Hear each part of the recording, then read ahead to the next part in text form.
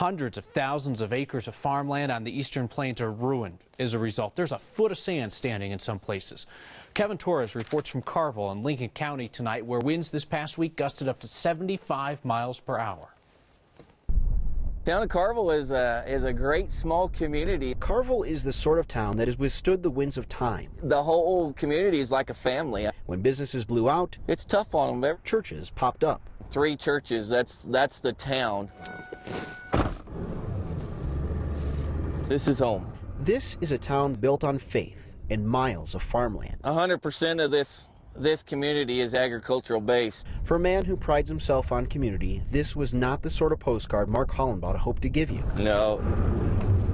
It's aggravating going out and looking at this. When heavy gusts thundered into town last week, they combed the fields of Karval and gave them a new look.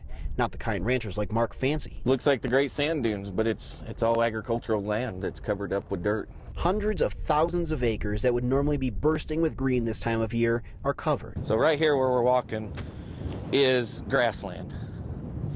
Supposed to be. Covered with more than a foot of sand and dirt. Probably 6-8 inches maybe in spots. I mean, it's just kind of like snow. Just look.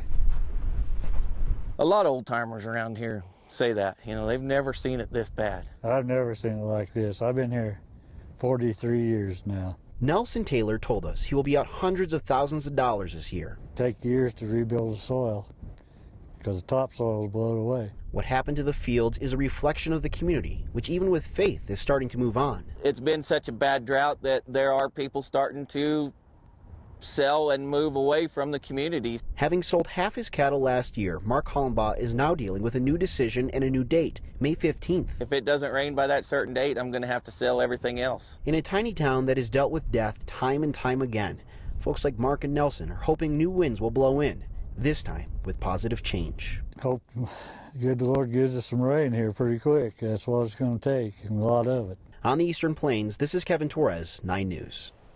Just some astounding pictures. Much of southeast Colorado is dealing with a similar situation. Ranchers tell us they would need a solid 3 to 4 days of continuous rain in order to undo that damage.